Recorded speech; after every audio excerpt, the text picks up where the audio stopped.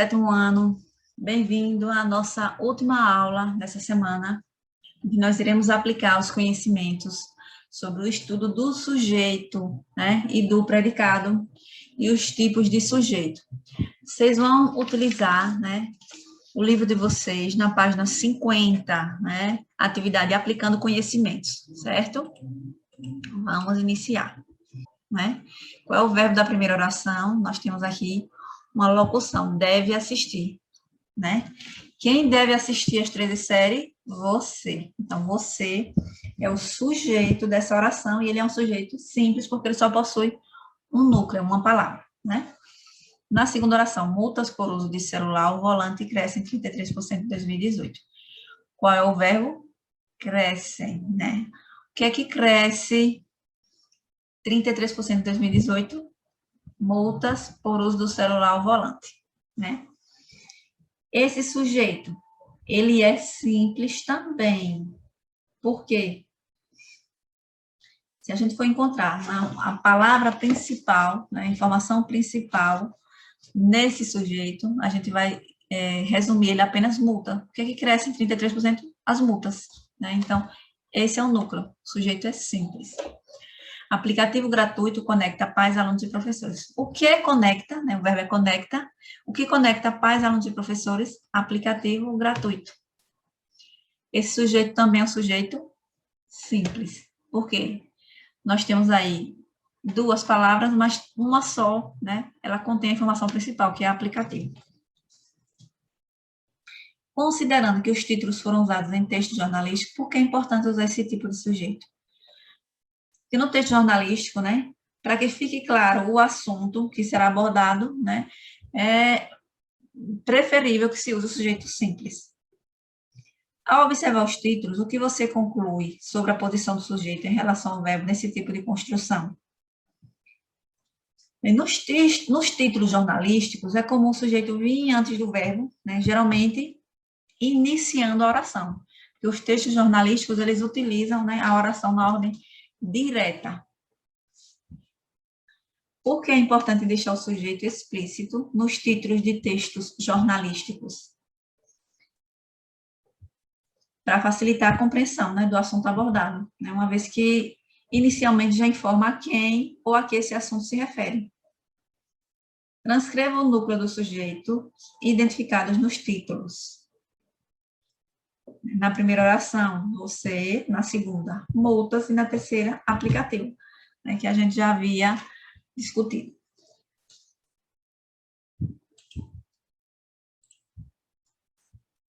Vamos retomar aquela tira, né, que eu iniciei lá na primeira aula, no início da semana. Lê a tira a seguir, que traz os personagens Miguelito e Mafalda, do cartunista argentino Quino. Não dá. Por mais que a professora explique, eu não entendo esse negócio de sujeito e predicado. É fácil, Miguelito. Se eu digo, por exemplo, esse lixo enfeia a rua, qual é o sujeito? O prefeito. Ao indagar um amigo qual é o sujeito da frase esse lixo enfeia a rua, que resposta a personagem Mafalda espera obter? Ela espera que Miguelito afirme que o sujeito na frase é esse lixo, né? Olha a cara que ela faz no último quadro da tira. E isso é o que provoca humor, né? Essa quebra de expectativa. Letra B. Considerando a resposta do menino, de que maneira ele interpreta a pergunta feita por Mafalda? Houve um problema na comunicação entre os interlocutores? Por que isso aconteceu? Miguelito interpreta, né, a palavra sujeito como se fosse um termo que fizesse referência à pessoa pública responsável por mandar recolher o lixo da rua, mantendo-a limpa, né? Às vezes a gente não diz quem foi o sujeito que fez isso aqui, né? Ou seja, quem é o responsável por isso, né? E esse sujeito, ele não vai resolver essa situação, não é? Então, o sujeito aqui na falda está se referindo, né? É o termo da oração, e o sujeito que ele utilizou seria a pessoa responsável, né? A pessoa pública responsável. Então, a gente pode dizer que houve, sim, um problema na comunicação, porque os personagens, eles interpretaram a palavra sujeito de modos diferentes, né? Cada um dando a essa palavra um sentido.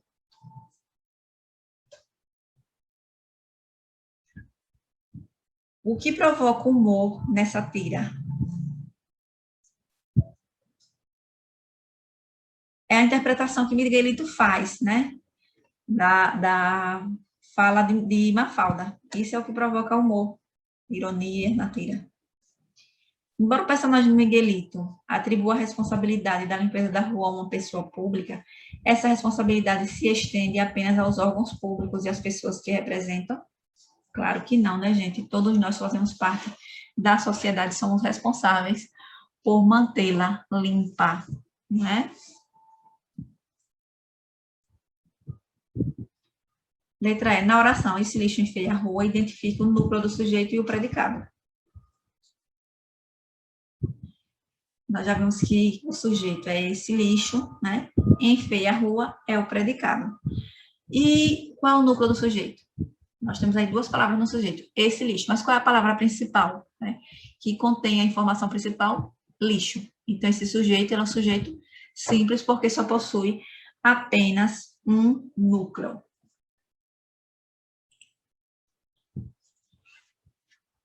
Para fechar, né? Vamos reforçar. Como é que a gente encontra o sujeito? Primeiro, a gente descobre o verbo e a pessoa em que o verbo está. Depois, a gente coloca os termos da oração na ordem direta. Por exemplo, observe essa oração. Aconteceu um acidente na esquina. Ela está na ordem inversa. Por que está na ordem inversa? Porque o sujeito veio depois do verbo. Aqui o verbo veio no início e depois o sujeito. Agora, essa oração, na ordem direta. Um acidente aconteceu na esquina. Observaram? O verbo ele está aqui depois do sujeito. Vocês vão perguntar o verbo, né? O que aconteceu na esquina? Um acidente. E o terceiro, identifica o sujeito. Descubra o verbo, coloca a oração na ordem direta e depois eu encontro o sujeito. O predicado será o restante da oração. Encontrei o sujeito, o que sobrar é o predicado. Um acidente é o sujeito, aconteceu na esquina, predicado. O sujeito ele pode aparecer no começo, no meio, no fim de uma oração. Por exemplo, os professores mantêm vínculos afetivos com os alunos. Qual é o verbo? Mantém, né? Então, quem mantém vínculos afetivos com os alunos? Os professores, né? Como essa oração está na ordem direta, né? O verbo ele veio depois do sujeito. Então, a gente não precisou colocá-la, né? Na escola, a aula é mais atrativa, né? O que é mais atrativa? Nós temos aqui o verbo é. O que é mais atrativa? A aula. Também está na ordem direta, certo? O sujeito é a aula. Na escola, ele é um termo acessório, ele pode vir no início, pode vir depois, certo? Nas escolas acontecem muitos problemas. Qual é o verbo dessa oração? Acontecem. Nós perguntamos o que acontece nas escolas? Muitos problemas. Então, o sujeito é muitos problemas, que ele veio no final da oração, tá vendo? No início da oração, no meio ou no fim. Vamos agora fechar com o mapa mental dos tipos de sujeito. Bom, o sujeito pode ser simples, quando ele possui apenas um núcleo, né, uma informação principal. Composto, quando possui dois ou mais núcleos, né? E ele pode ser oculto ou implícito, quando ele não aparece na frase, mas é possível identificá-lo pela desinência do verbo. Pode ser indeterminado, né? É quando a gente não tem referência sobre quem praticou a ação. Então, nem o verbo, nem o contexto, né, nos dão essa informação. Aí nós dizemos que o sujeito é indeterminado. E ainda o sujeito inexistente ou a oração sem sujeito, que ocorre com verbos impessoais. É o caso de choveu muito ontem, né? Como é um fenômeno da natureza, como é um fenômeno da natureza, não há um ser que pratica essa ação, certo? Chegamos ao final da nossa aula. Espero que vocês tenham conseguido concluir todas as tarefas e entendido, pelo menos, o essencial, certo? Fique em paz, um abraço e até a próxima.